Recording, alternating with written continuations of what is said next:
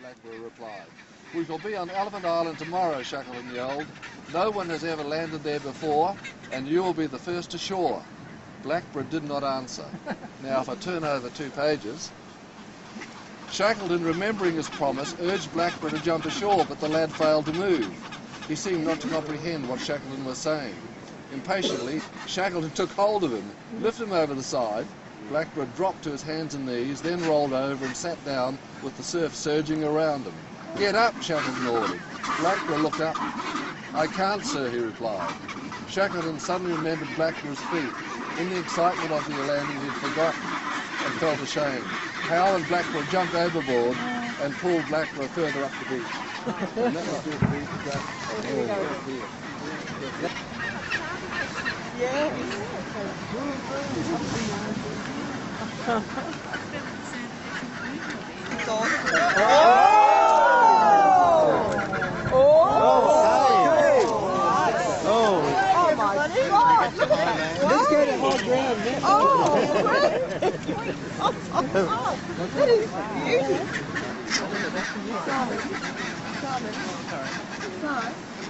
That face bit must come away eventually.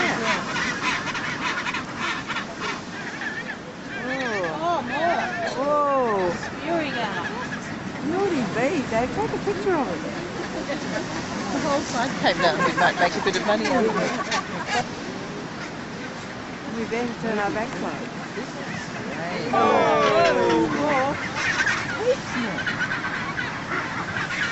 It's going to all go, you know. Yeah. It is definitely coming out closer to us, Margaret said that'll quieten the waves down for getting back on again.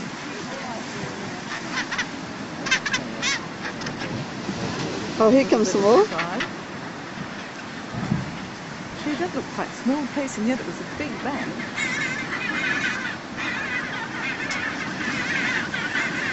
Cannot take.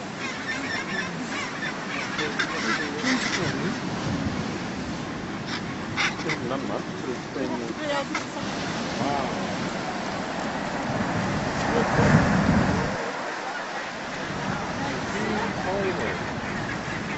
Look at it coming out. That all has to come away, doesn't it?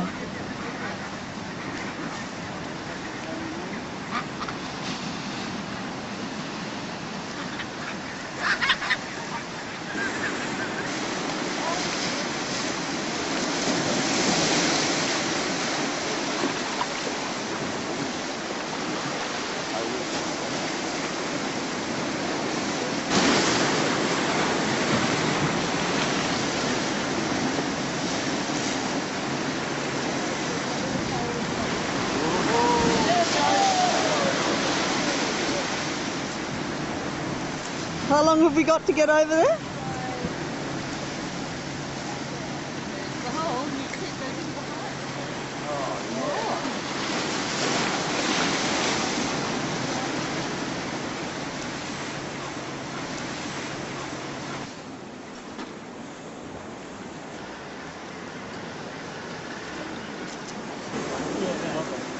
But I mean, just the odd one.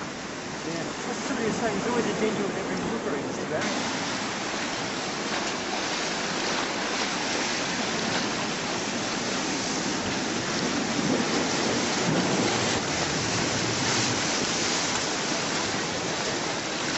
Hey, Jenna!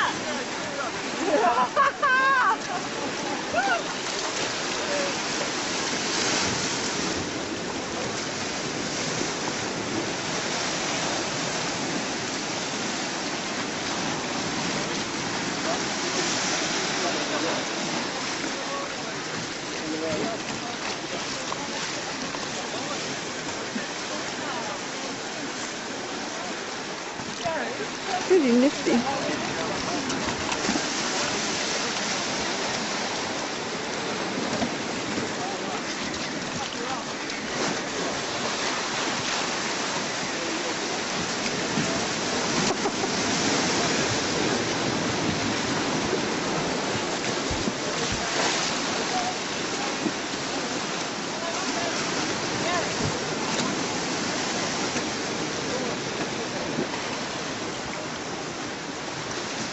Oh, but aren't they just Don't they having amazing? fun? They're getting bloody cold, but they do it. They got no gloves and no half the people have cold when they wait for other people.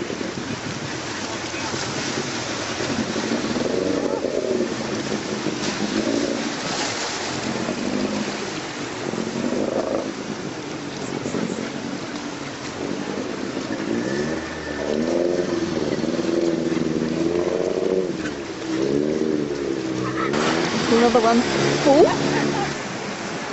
This is exactly where Shackleton and his party left from. And they were rescued because there was sea ice there.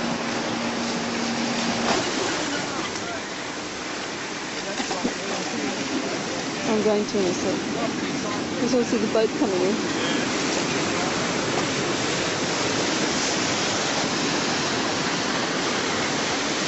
Well done. You're going to make everybody seasick that's watching it as well. Yeah, I don't know if it'll work. I've never tried really because it's always so bumpy. You might get a little bit, but it's worth it. Yeah. It's a huge knob on top of that pillar.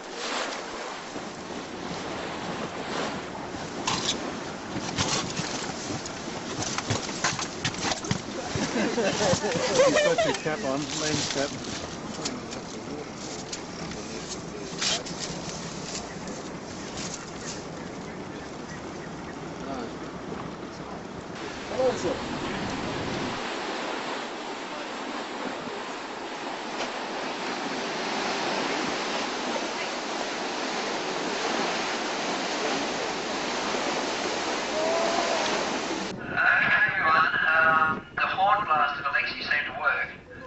Is Sunday, I guess, and there are people alive and well in Vilcartas, so we've just had a quick natter to them.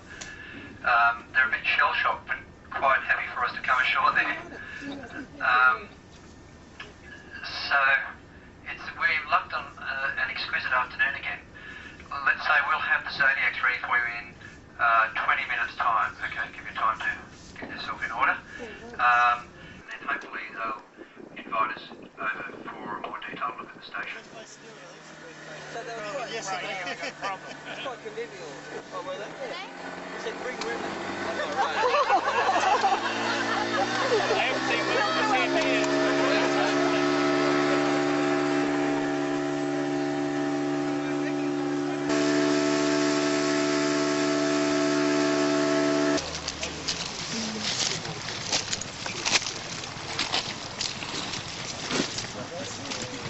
Out in the field today.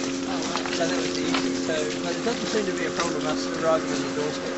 And there's like 30 people here. Yes. And 16 have been here all winter.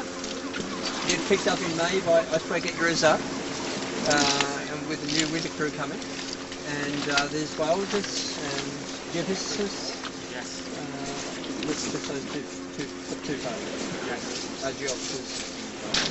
And so these guys are very welcoming of us to go into the base buildings with them, of course, because it's their home, and to freely wander outside.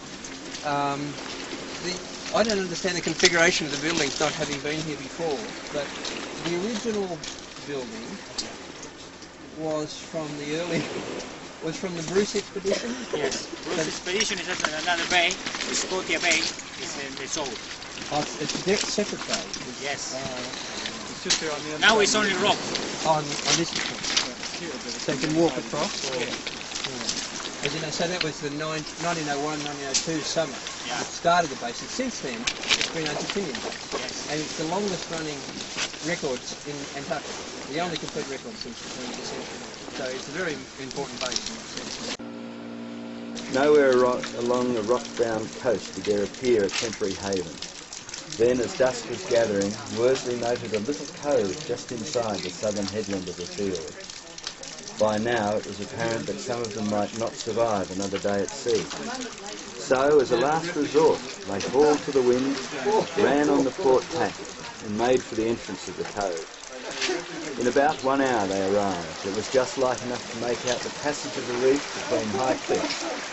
The entrance was so narrow that they had to lower sails and row, but the oars fouled the kelp on either side. I stood in the bows, wrote Shackleton, and directed the steering. In a few minutes the James Caird was through the entrance and borne on a swell grounded on a beach at the head of the little cove. Shackleton was the first ashore and held on to the painter as the boat was sucked out on the backward surge. When she came in again, others jumped out and took over the painter. Shackleton meanwhile clambered up some rocks with a line to find a proper mooring. Stiff and awkward after being cramped so long in the boat, he slipped and, in his own words, nearly closed my part of the story. He fell a little way and bruised himself, but that luckily was all. He made the line fast, and then they were all safe on the beach with the boat floating just off the shore. By now it was dark. Through the noise of the surging sea they could hear a little gurgling sound. Almost exactly where they had landed was a tiny stream of fresh water. They fell on their knees, drinking the pure ice-cold water in long draughts, which put new life into us. In Shackleton's words, it was a splendid moment. Such was the end of the boat journey. The date was Wednesday, 10 May 1916. It was their 17th day since leaving Elephant Island.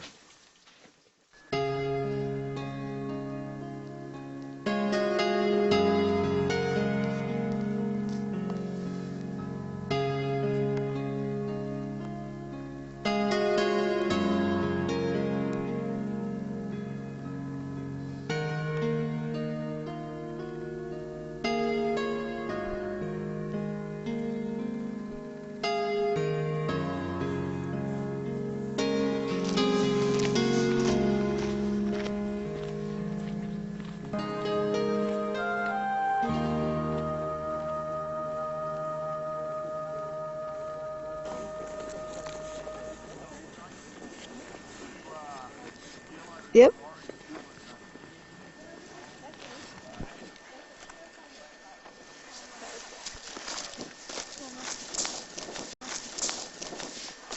Or a 10 or 20 degree change in the middle atmosphere. So we're trying to establish long-term monitoring programs of parameters in the middle atmosphere so we can study climate change. So that's one of our main regions of research at the moment. The upper atmosphere, above 100 kilometres, the atmosphere goes out quite a long way, although the density of the atmosphere decreases exponentially with height. So up above 100 kilometres, there's very few particles, but there's lots of things going on out there.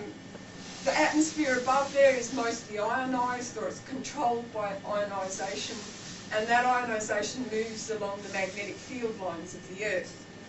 So the magnetic field of the Earth, you're familiar with if you have a bar magnet, you sprinkle iron filings on it, it traces out these magnetic field line patterns. If the Earth was just isolated in space, it would have a nice symmetric field like this. But that's not the case. We've got the sun not so very far away, and from the sun there's a stream of particles and radiation coming off the sun, which is called the solar wind. That hits the Earth's magnetic field, it compresses it on the sunward side and draws it out into a tail on the anti-sunward side. The solar wind isn't a constant stream of particles, it increases and decreases. You get flares and storms and sunspots on the sun, and that causes changes in the particles that are coming from it. So if you have a flare or something, so you get a big pressure wave coming out from the sun, that'll hit the Earth's atmosphere. It can cause more compression on the sunward side. It can actually cause these field lines to snap and pull out back into the tail over here.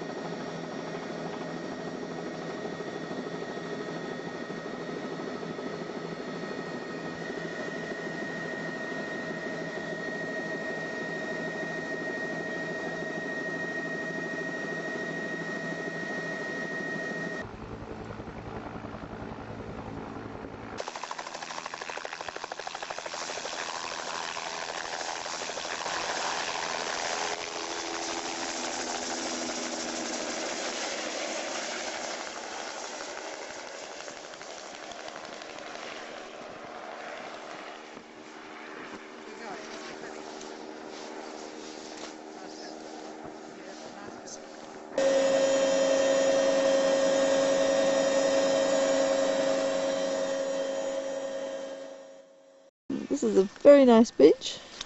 All ready for a little swim, Joe? Not too many icebergs floating around? No swimming? That's true, is it? You're about to go for a swim? Yes, we are. I see. Our swimmer's on, so it must be true. If you're an Englishman or an Australian. I thought it was like that.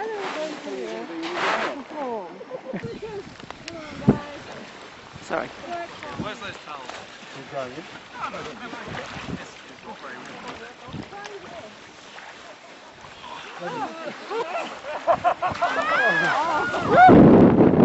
This looks like the start of a gay movie.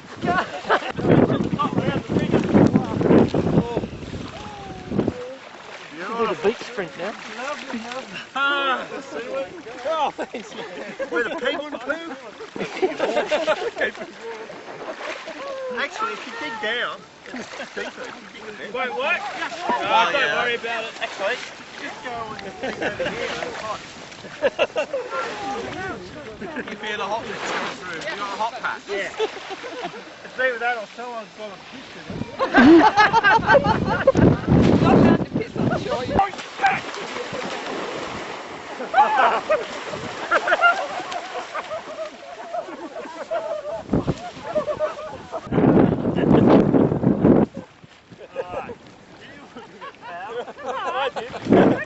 But I'm using it first. That's the trick. With boots on. This is a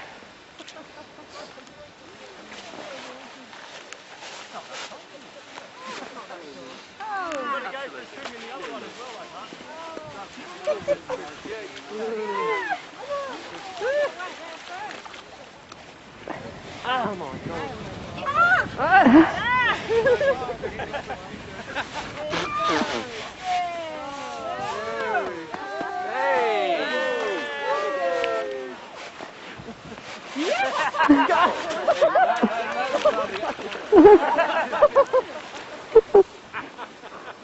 It's an elephant wallow. Just sitting there.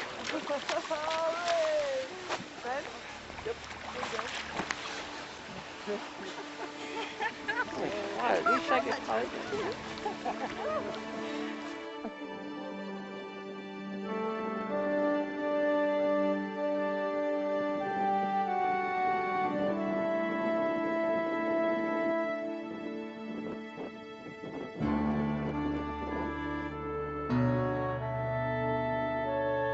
Do you want the towel ball closer? This is it. Got the towels. Are we ready? I'm ready. I'm going to go out in the cold now. Okay. Run back.